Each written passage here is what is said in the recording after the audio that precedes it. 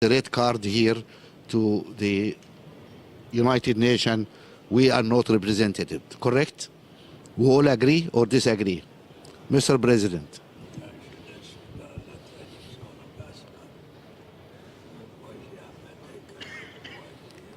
Can you speak in the mic, please? No, speak here. Oui. Yeah? No, it's okay. It's okay. Speak, we can hear. Do you, We can hear, yeah. you Speak here. understand me? So I am completely embarrassed because I brought some words to say. I would like to do this. Yes, Mr. President. Can you want to make a statement? Please. 2 minutes. 2 minutes? 2 minutes, Mr. President. I know you are a president, but here we are all equal. If you don't mind, I hope you don't mind. This is civil society organization. For a moment, we are bosses. Bon. Please. Bon. Monsieur le Président, Madame, do you understand me? Yes. Madame la secrétaire générale de l'Organisation internationale de la francophonie, Monsieur Mohamed Ibrahim, Excellences, Mesdames et Messieurs, je tiens tout d'abord à féliciter et à remercier le président de la République française, Monsieur Emmanuel Macron, pour l'heureuse initiative et l'excellente organisation de cette seconde édition du Forum de Paris sur la paix, ainsi que pour l'accueil chaleureux et les attentions dont ma délégation et moi-même avons bénéficié depuis notre arrivée. Qu'il me soit également permis d'exprimer mon appréciation à la Fondation Mo Ibrahim et à son président pour son engagement en faveur de la promotion de la bonne gouvernance, du leadership et du développement en Afrique. En effet, le prix Mo Ibrahim et l'indice Ibrahim de la gouvernance africaine se sont imposés au fil du temps comme des références internationales dans l'évaluation du leadership, dans la promotion de la bonne gouvernance et la transparence sur le continent africain. Et je voudrais également remercier les organisateurs de ce forum pour l'honneur qui me choisit de prendre la parole dans le cadre de ce panel de grande importance dont le thème est, vous le savez, reconnaître le Sud pour une gouvernance mondiale plus équilibrée.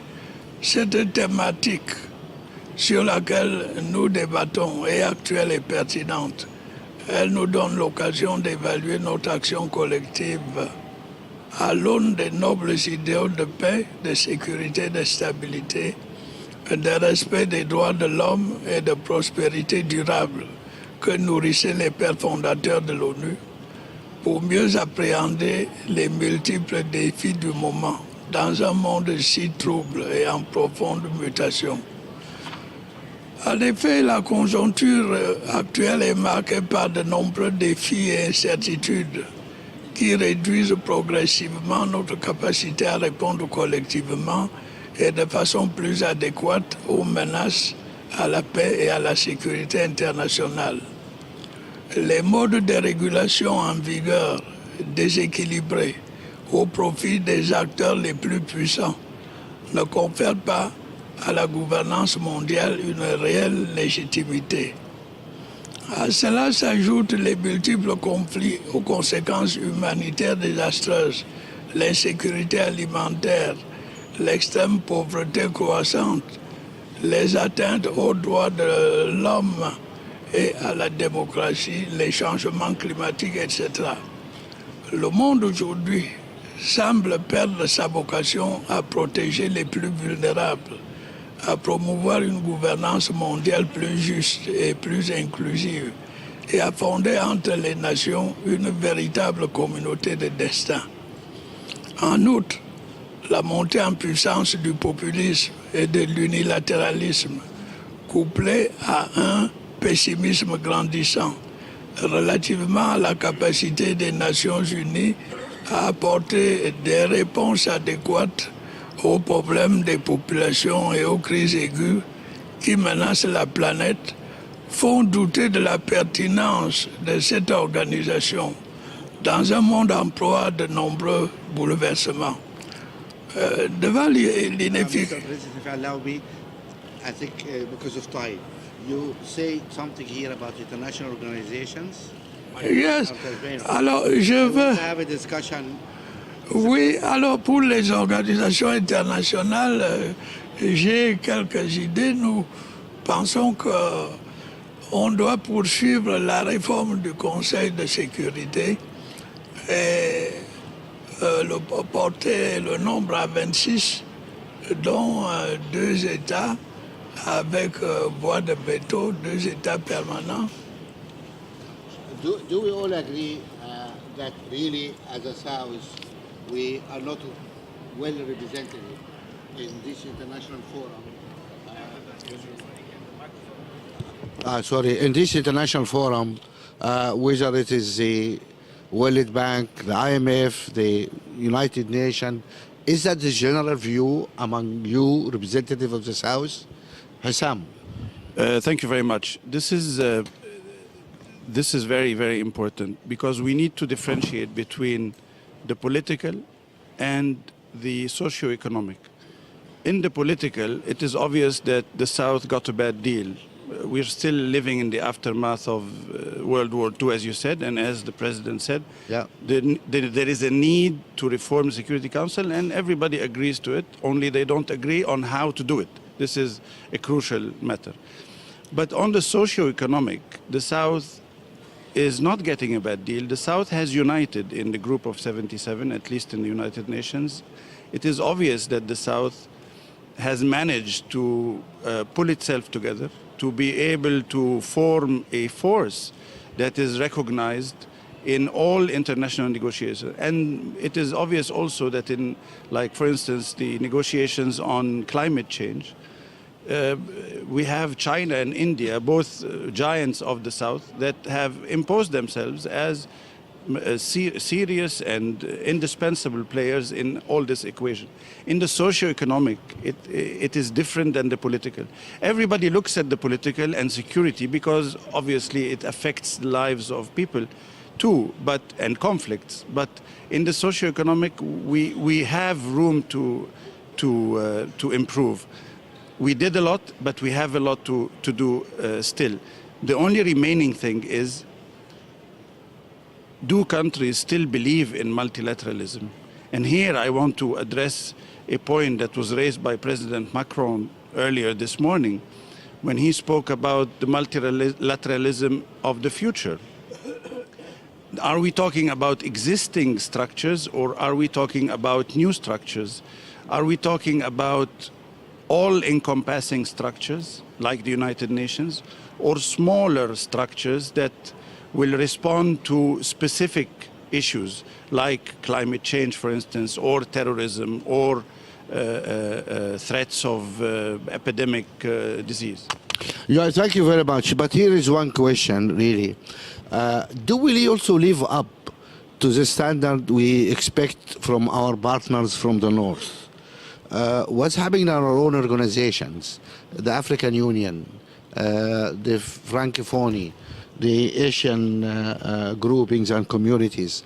What about the South-South organizations? Do we have democratic organization? Are we able to resolve our conflicts peacefully? Are we moving forward ourselves? Oui, effectivement, moi je pense que l'injustice du club des décideurs de ce monde ne doit pas nous distraire du travail important que nous devons faire malgré tout. J'ai siégé pour le compte de mon pays au Conseil de sécurité en 2013-2014 et je dois dire que l'inclusion du Sud, la prise de décision par nos pays du Sud, elle va tarder à venir. Est-ce que ça veut dire que nous devons alors nous asseoir et attendre qu'on nous mette des chaises autour de la table, je ne crois pas. Je pense que nous avons un champ d'action immense, que ce soit entre nous les pays du Sud, on a encore beaucoup de travail à faire, ça a commencé, mais aussi de maximiser toutes les opportunités qui s'offrent à nos pays. C'est pas parce qu'un pays se retire de l'accord de Paris que dans mon propre pays, je dois arrêter la forestation, que je ne dois pas m'occuper de la mitigation des effets dans mon propre pays. Donc je pense que le champ est ouvert pour prendre toutes sortes d'actions qui vont nous faire avancer en tant que le bloc qui s'appelle le Sud, mais la planète tout entière. So Les injustices sont là. Is it work in progress? C'est sûr, c'est sûr. Mais moi, ce que je regrette, c'est que on pourrait faire beaucoup plus entre nous, les pays du Sud, et surtout par rapport à notre relation Nord-Sud. Je pense que le Nord pourrait aussi aller de plus en plus vers les pays du Sud, les consulter, prendre leur point de vue, échanger, surtout sur des questions qui concernent la sécurité mondiale. Mohan, you run a think tank in India concerning with dialogue south to south. Are you having a dialogue with your neighbor in Pakistan? Or are you guys going to go to war or what? Well, I think we are in dialogue. We've still got an embassy there. The channels of communication open between the two countries. We have done something day before yesterday, which was to open a corridor for pilgrims of both countries. It's called the Kartarpur Corridor. So there are some confidence-building measures in progress. But coming back to the subject, I agree with what Louis says, and I want to build on it. If you see the International Solar Alliance that India and France launched at the Climate Change Summit in 2015, I cannot think of a more important South-South cooperation mechanism than the International Solar Alliance, which now has got about 50, 60 countries which have ratified the International Solar Alliance. So I would say South-South cooperation is work in progress. So I agree with you. But I would also say rapid progress has been made in the last 5 years. My main mantra for South-South cooperation would be don't allow bad politics to trump good economics. That should be the mantra. It applies to all countries of the South. Don't allow bad politics to trump good economics. What we need is good, solid economics. And we need good governance in our countries, of course. So I do believe I wouldn't be very pessimistic about South-South cooperation. Hussam, you are in the Arab League. Your neighborhood is very complicated. You guys are fighting each other. So what's happening there? What is cooperation between members of your league? We see problems in Libya. We see Arab countries fighting on one side, other Arab countries fighting on the other side. Problems in Iraq, problems in Syria, problems in Lebanon, problems everywhere. You see Qatar here, we see Saudi Arabia there. When are you going to sort your act out? It's a tough question. I don't know if that is going to be anytime soon. It's a difficult neighborhood, as you said. It's full of problems, and unfortunately, it is also prone to external intervention. People or countries that have vested interest in this, in our region, and they try to advance their agenda. Unfortunately, it makes the security situation very, very difficult. But this is not to say that we do not have other problems at the level of governance, at the level of respect of democracy and human rights. We recognize that. But we also try to make at the level of the Arab League I'm talking about, we're trying to make a difference, as I said earlier, between the very difficult and challenging political security situation on the one hand, and what we can achieve in terms of socio-economic progress. I give you one example. Last week in Cairo, in our headquarters, we had just agreed, the ministers of energy of the Arab world had just agreed on the final touches on what they call the Arab Common Market for electricity. That's an old idea that has been there for a long time, and it will be implemented. That includes all Arab All Arab countries countries. or your friends only? No, Guys? all Arab countries. Okay. No and it's- hanky-panky. And Okay. no, not at all. Okay. And it's technical. It's not even political. Not Okay. political at any level. Okay. Which is a good example of how countries can get together in the socio-economic and try to make a difference. It's not easy, I tell you, and you know that, and you belong to that. I come region. from Sudan, yeah. So Yeah. you know how challenging it is. But we try to make this difference between the political security, which is extremely challenging, and the other issues. This is one example. It's a positive example. We have many. We do not have time to explain them, but this is just to tell you. Mr. President, it's very interesting we're talking about peace and cooperation between South and South. How about peace and cooperation within a country? I was very delighted to hear that you start to talk now with those guys in the north, and that is really overdue. Do you hear me? Can you translate the question, please, to him? We now have a problem between, in the north of the country, English-speaking, and the French-speaking part of the country, and there have been fighting. Alors, il demande par rapport à l'application de cette collaboration intra-nation à l'intérieur d'un même pays, faisant référence aux difficultés que votre pays connaît entre les différentes communautés. Est-ce que ça s'applique aussi au niveau d'un même pays? Oui, c'est difficile à dire l'histoire de mon pays. L'histoire de mon pays, Monsieur le Président, est compliquée. Nous avons été d'abord colonie allemande, ensuite, après la Première Guerre mondiale, l'Allemagne a perdu ses colonies et celles-ci ont été partagées entre la Grande-Bretagne et la France. Et mon pays a été divisé. Une partie était sous colonisation britannique, l'autre sous colonisation française. Il a en résulté une juxtaposition de culture et de civilisation qui rendent les choses assez délicates. Bon, on a tout fait pour mettre à égalité les deux langues, les langues anglaises et françaises, mais les mentalités, le système scolaire, le système de la magistrature sont différents. Nous avons donc eu des conflits qu'on est en train de résoudre en ce moment pour conserver à la partie de mon pays qui était sous colonisation britannique un statut spécifique. Mais il reste dans l'unité de la nation. C'est ça le problème que nous avons à résoudre. On avait la possibilité de les intégrer directement dans le système francophone, qui était celui de la majorité du peuple, 80%.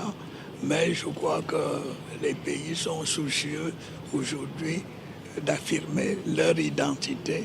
Et c'est pour ça que nous mettons sur pied un statut spécial qui reconnaît la spécificité de la zone anglophone, mais elle reste dans l'intégrité territoriale du Cameroun.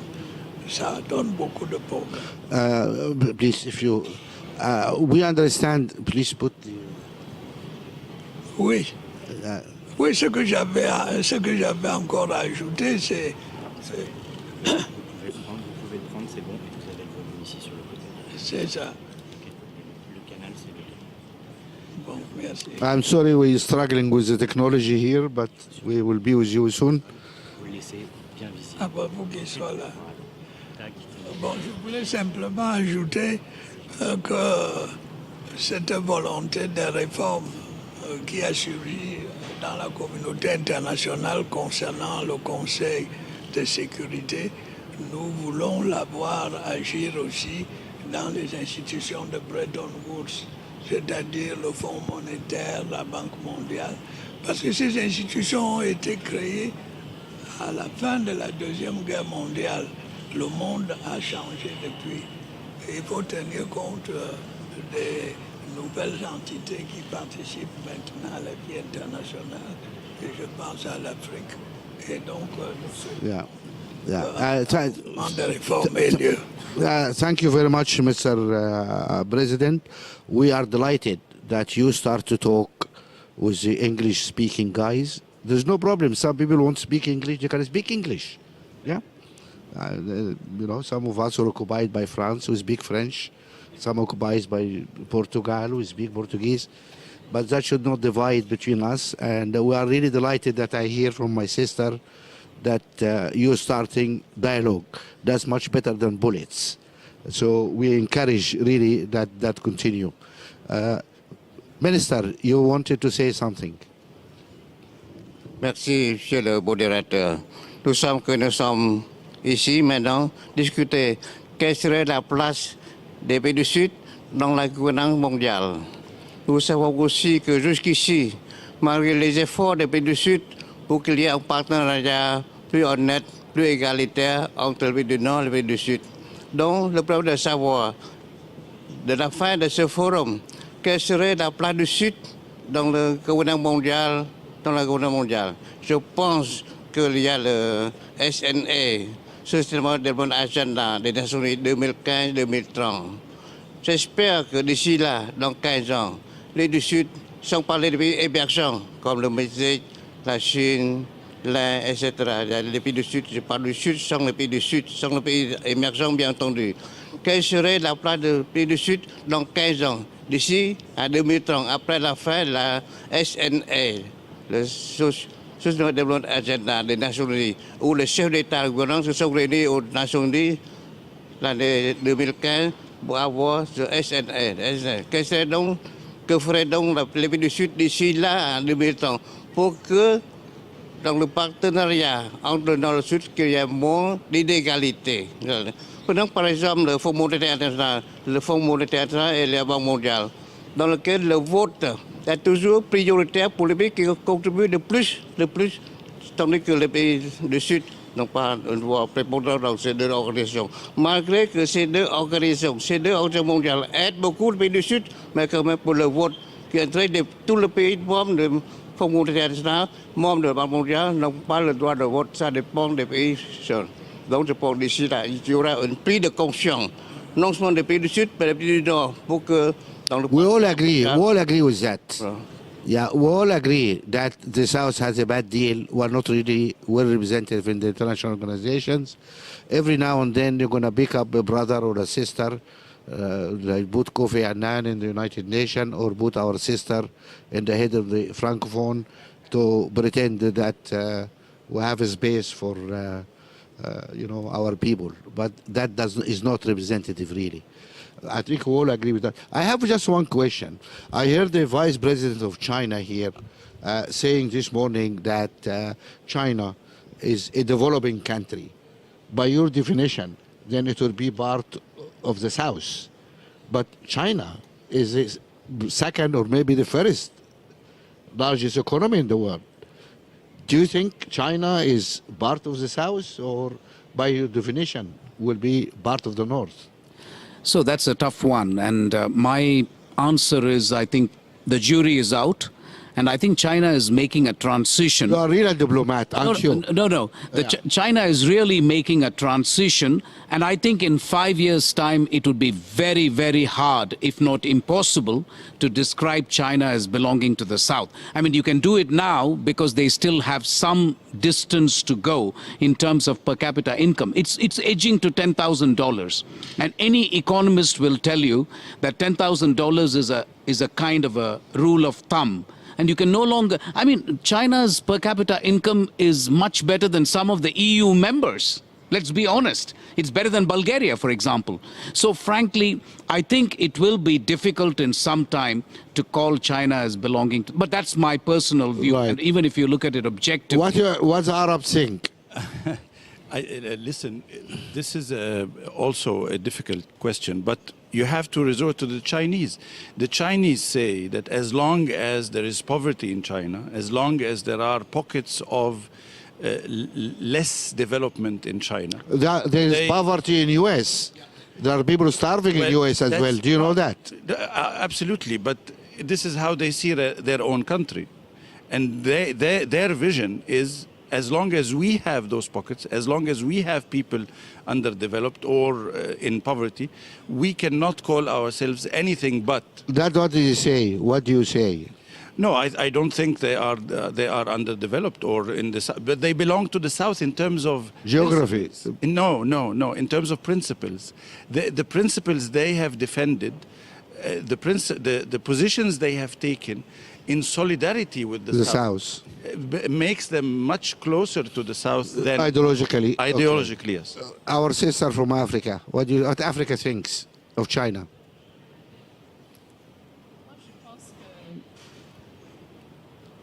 Je pense que la Chine et l'Afrique ensemble, c'est une belle proposition. Je pense que aujourd'hui, la Chine est un pouvoir incontournable sur plusieurs points. D'ailleurs, moi, personnellement, je trouve que la Chine, qui se définit comme un pays du Sud, c'est un signe d'humilité. Ce n'est pas une mauvaise chose, même si on sait très bien que la Chine, aujourd'hui, c'est un grand pouvoir sur le plan géopolitique, sur le plan économique surtout. Mais moi, ce que j'aimerais voir, puisque plus de la moitié de nos membres votants de la francophonie sont des pays africains, ce que j'aimerais voir plus, c'est une meilleure préparation de l'Afrique à cette relation avec la Chine. La Chine est bien préparée, elle a son plan, elle a sa stratégie, mais j'ai l'impression des fois que nos pays africains ne sont pas aussi bien préparés à cette relation. Sinon, je crois que l'Afrique gagne avec la Chine. Je crois que la Chine est aussi présente en Afrique qu'ici en Europe et ailleurs. Et je crois que c'est une question de gestion de la relation. Again, a foreign minister's type of answer. Yes, maybe. Can I ask Mr. President, what's your answer to this question? Can you please ask him in French if he... Eh bien, monsieur le modérateur, mon pays, le Cameroun, a d'abondantes et excellentes relations avec la Chine, qui intervient dans le domaine les plus divers, infrastructures, barrages, etc. Bon, mais quand on discute avec les autorités chinoises, elles nous disent que leur pays est un pays en développement. Bon, dans une certaine mesure, on peut agréer cette qualification parce que quand on compare le revenu national par habitant du Chinois et celui des grands pays du G7, on voit qu'il y a encore de la distance. Donc, ils n'ont pas tout à fait tort, mais je crois qu'ils sont en train de sortir du sous-développement à grands pas, puisqu'ils sont la deuxième puissance mondiale.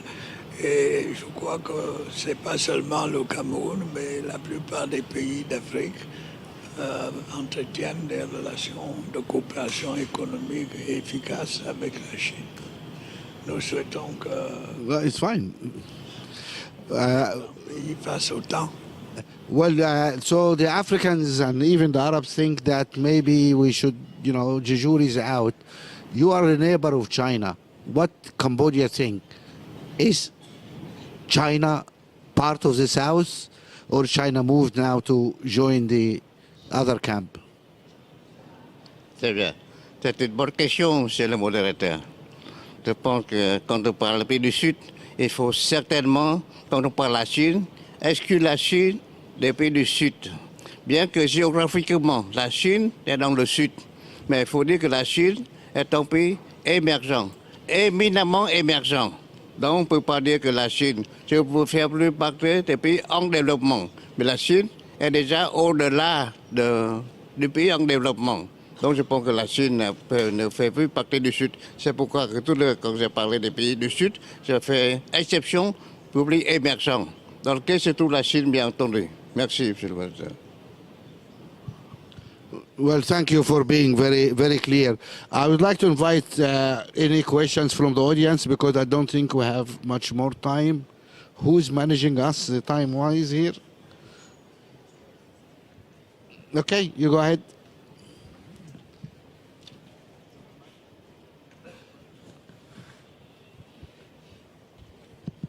Bonjour. Ça marche ou pas? Oui, bonjour, merci beaucoup à tous. Merci, Monsieur le Président. Merci à vous.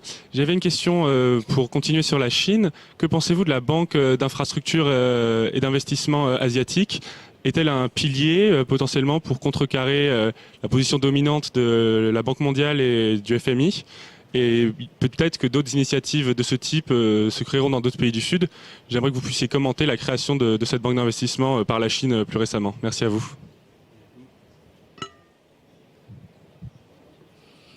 Right. Who is going to answer to this one?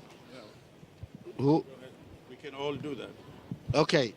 Okay, go ahead. So I think it's an excellent question. And my answer is that if the existing institutions which came into place post-World War II don't accommodate the South, you're going to have such initiatives. I mean, take G20. It is basically because the G7 or the G8... I think the answer is clear and accepted. We will ask for another question. We need to give more people the chance. Yes, that's clear answer. Please. Thank you so much. I'm called Kiza Saddam Hussein from Uganda. I'm an attorney. My question, I'd love to go to the panel, but most importantly, Mrs. Mushichi Wabo. We understand that Africa is rising and the population is equally rising. And we know the law of UN Security Council to solve global conflicts. And Africa has been a home to many civil conflicts where definitely the Security Council has mediated or solved those conflicts, and others are still continuing. So do you think the composition of Security Council does not really accommodate real representation, inclusive representation in solving global conflicts, because we don't see Africa as a continent represented on the Security Council, and do you think should be changed so that we have a permanent representation? Thank you. Louise. Eh bien, moi, je pense que le fait que l'Afrique ne soit pas représentée au Conseil de sécurité ne doit pas être une excuse pour l'Afrique pour rester dans le conflit. Je crois que c'est une question d'intérêt de nos pays pour nos populations. On ne va pas attendre que les pays africains siègent comme membres permanents pour pouvoir s'occuper des conflits sur le continent africain. Mais ceci dit effectivement, le gros du travail du Conseil de sécurité en termes de conflits, c'est sur l'Afrique, à presque 70%.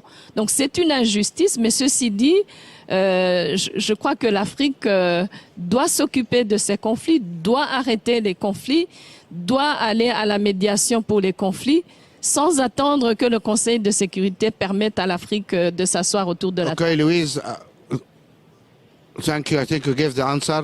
We have one last question. I see. Please. Okay, go. Oui, bonjour. Bonjour madame, bonjour monsieur. Je voudrais poser deux questions. La première question, c'est pour... Only one question. No, okay, only one question. Only one question, ok. Ok. Nous avançons beaucoup avec la révolution digitale aujourd'hui dans le monde, et l'Afrique est à son point culminant pour accéder à cette ressource qui est une ressource principale. Mais nous avons des problématiques. Nous venons de lancer l'Observatoire panafricain du numérique et digital. Mais comment on va faire avec la francophonie, avec les fondations comme Mobrahim, pour créer un système de hub des universités, pour qu'on puisse faire la promotion de la démocratie au niveau déjà des enseignements qu'on donne aux enfants, pour qu'ils puissent se mettre à la page pour lutter contre la cybercriminalité demain et les fake news qui arrivent, parce que la formation est l'outil nécessaire pour qu'on bâtisse ça. Donc moi je lance un appel avec... Sorry, question, what's the question? Question. Thank you.